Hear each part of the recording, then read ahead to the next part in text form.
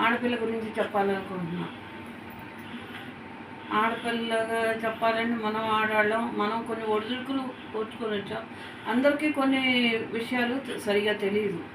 ఎందుకంటే పిల్లలు పెరిగిన పెంపకంలో తెలియదు. ఆ విషయానికి వచ్చి నేను ఆడపిల్ల గురించి చెప్పాలనుకుంటున్నాను. ప్రతి తల్లిదండ్రులు చూడండి, చూస్తే ఆడపిల్లకు ఉన్నది ఏంటా అనేది మీకు అర్థమవుతుంది. విలువలు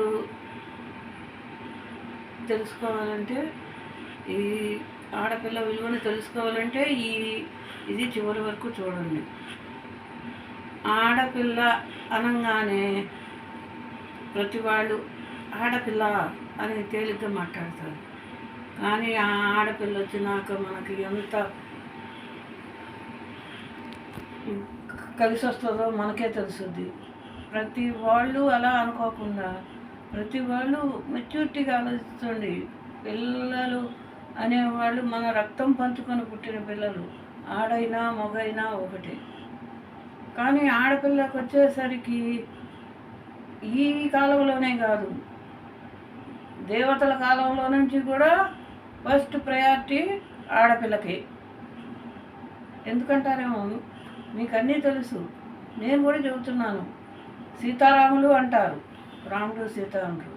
శివపార్వతులు అంటారు, రాధాకృష్ణులు అంటారు, అలాగే సరస్వతి బ్రహ్మదేవుడు అంటారు. ఇట ప్రతి విషయానికి వచ్చి కూడా ముందు స్త్రీనే మొదలు పెడతారు. స్త్రీ అప్పుడు విలువ ఎవరికి? స్త్రీ, ఆడపిల్ల. అందుకని ఆడపిల్లని ఆడపిల్లగా కాకుండా మన ఇంటి దైవంగా పూజించాలి. మనం ఎప్పుడైతే మనం ఆడపిల్లని గౌరవిస్తామో అప్పుడు మన కుటుంబం ప్రశాంతంగా ఉంటుంది. లక్ష్మీదేవి కళకళలాడుద్ది. అది అంతేగాని ఆడపిల్లని కొంచెం చిత్కారంగా, తక్కువ భావనగా, తక్కువ మాటలు మాట్లాడకూడదు. ఇంట్లో పెద్దవాళ్ళైనా చిన్నవాళ్ళైనా ఎవరైనా సరే అది వాళ్ళకి మగతనం అనే ఇది చూపిస్తారు. కానీ ఆడపిల్లని చాలా గౌరవంగా చూడాలి. అదే ఆడపిల్ల ఉంటే కుటుంబం ఇంట్లో ఉంటే ప్రశాంతంగా ఉంటుంది. ఇంట్లో భార్య ఉన్నప్పుడు ఇల్లు ఎంత నీట్గా ఉంటుందో, అదే భార్య లేనప్పుడు ఆ ఇల్లు ఎలా ఉంటుందో ఒక్కసారి ప్రతి వాళ్ళు ఊహించుకోండి. అందుకు చెబుతున్నాను, మగపిల్లాడు ఉంటే ఒక్క కుటుంబానికే గౌరవం.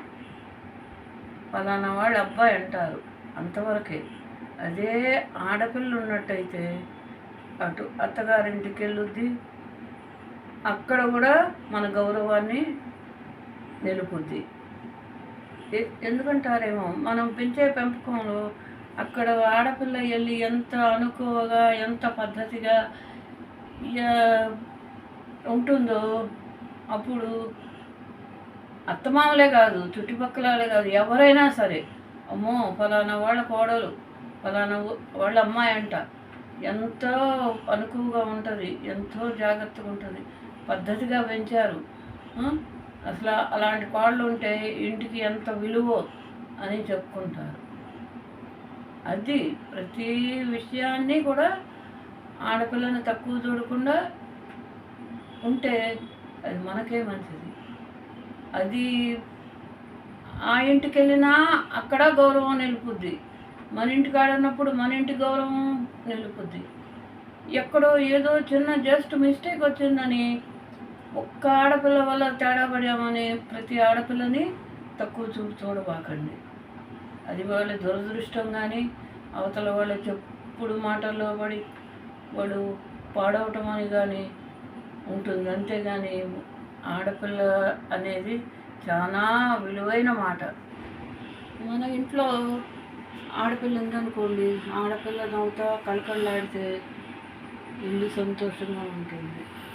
అలాగే అత్తగారింటికాడ ఉన్న ఆడపిల్లైనా సరే ఎప్పుడైతే కోడలు సంతోషంగా ఉంటుందో ఆ కుటుంబం కూడా చాలా సంతోషంగా ఉంటుంది.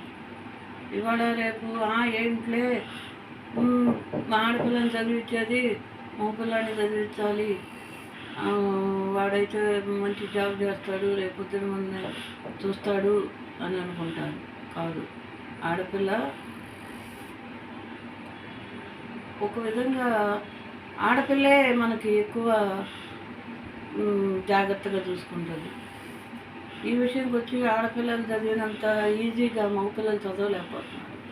ఎందుట్లో అయినా మగపిల్లతో సమానంగా చదువుతున్నారు, సమానంగా ఉద్యోగాలు చేస్తున్నారు. కాబట్టి చదివించండి. ఇప్పుడు మనము ఒక విషయం చెబుతాను. మనం కొడుకున్నాడు, కొడుకింటికి వెళతాం. కొడుకింటికి వెళ్ళి కూర్చుంటామే కానీ అమ్మ అన్నం పెట్టు ఆకలి అవుతుందని అడగలేము. మనకు ఆకలి అవుతుంది కాదన్నాను, కానీ అడగలేము. అదే కూతురింటికి వెళ్ళామనుకోండి, అమ్మ అన్నం పెట్టు ఆకలి అవుతుంది అని అడగగలుగుతాం. మనమే కాదు, వాళ్ళ నాన్న అయినా సరే కొడుకింటికి వెళితే స్వతంత్రం ఉండదు. కోడల్ని అడగలేడు, చేయలేడు. అదే ఆడపిల్ల ఇంటికి వెళ్ళారనుకోండి, అడగాల్సిన అవసరం ఉండదు. కోడలు కన్నా కూడా కూతురు కాబట్టి తండ్రి ఏంటో తెలుసు కాబట్టి చిన్నతనం నుంచి ఆ టైంకి భోజనం పెట్టగలదు. లేదు, ఏమన్నా ఇబ్బందులు ఉన్నా కానీ ఏదో ఒక విధంగా తండ్రికి చూసుకుంటుంది. అది ఆడపిల్ల ఉంటే ఎప్పటికైనా మనం అదృష్టవంతులు అనుకోవాలి. కానీ కాలంలో ఆడపిల్లల్ని తక్కువగా ఇంకా కూడా చూస్తున్నారు. కానీ అలా చూడబాకండి. చూస్తే మన విలువను మనమే పోగొట్టుకున్నట్టు ఉంటుంది. కానీ ఎన్ని జన్మల్లో చేస్తేనో ఆడపిల్ల మనకు తక్కువ. మనం ఈ జన్మలో కూడా తప్పు చేయొద్దు. ఎందుకంటారేమో ఆడపిల్లని ఇబ్బంది పెట్టద్దు. ఆడపిల్ల ఒక శక్తి స్వరూపిణి. ఆడపిల్లతో ఏదైనా చేయగలుగుతాం. మనకి ఇబ్బందులు వచ్చినప్పుడు కూడా తను నిలబడగలుగుతుంది ధైర్యంగా. కాబట్టి మీరు కూడా మీ ఆడపిల్లల్ని మీరు ఎలా చూసుకుంటారు అనేది కాదు, మీరు ముందు ఇంకా బాగా చూసుకోండి అని చెబుతున్నారు. మీరు కూడా మీ ఆడపిల్లలు మీకెంతవరకు తోడుంటున్నారు అనేది కూడా మీరు ఆలోచించుకోండి. అలాగే మనవరాళ్ళు వచ్చి నాయనమ్మ నాకు అది కావాలి అంటారు. అదే మనవరాళ్ళు వచ్చి అమ్మమ్మ నాకు ఇది పెడతావా అని అడుగుతారు. అంత తేడా ఉంటుంది ఆడపిల్లలకి మగపిల్లలకి. ఇదే విషయంలో మీరు ఆడపిల్లలు పుట్టినా సంతోషంగా ఉండండి. అదే మీ ఆడపిల్లలకి మళ్ళీ ఆడపిల్లలు పుట్టినా సంతోషంగానే ఉండండి. ఏంటో తరతరాలు వాళ్ళకి ఆడపిల్లలేనా మగపిల్లలు లేరా అని మాత్రం మీరు చిన్నపుచ్చుకోకండి. మీరు చిన్నపుచ్చుకుంటే మీ ఆడపిల్లల్ని చిన్నపుచ్చినట్టు ఉంటుంది. కాబట్టి మీరు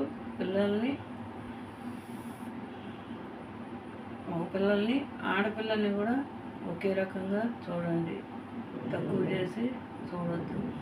ఈ విషయం గురించి ఎందుకు చెబుతున్నానంటే ఈరోజు సమాజంలో ఉన్న కాబట్టి మీరు మీ పిల్లల్ని విలువ చూడండి.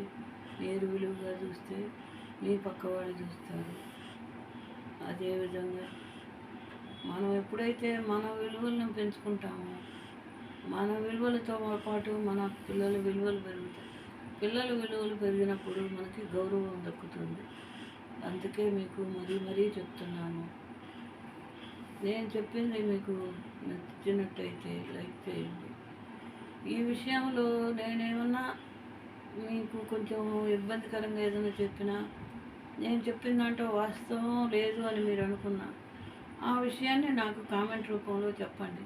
ఎందుకంటే మళ్ళీ ఇలాంటి ఏదన్నా తేడాగా చెప్పకుండా ఉండగలిగేట్టుగా నన్ను నేను సరిదిద్దుకుంటాను. అర్థమైందా? నేను మీకు అర్థమైందని అనుకుంటున్నాను. నన్ను నేను సరిదిద్దుకుంటాను. అలాగే సబ్స్క్రైబ్ చేసుకోండి. ఇంకా నలుగురికి తెలిసేలాగా మీరు కూడా మమ్మల్ని ప్రోత్సహించండి. కామెంట్స్ని మాకు తెలియజేయండి. ప్రతిదాన్ని మేము ఆలోచించి మళ్ళీ అలాంటివి లేకుండా మీకు మంచి మంచి టాపిక్లు ఇచ్చి మీరు మమ్మల్ని ముందుకు నడిపించేలాగా ఉండగలుగుతామని చెప్తున్నాను. ఓకే.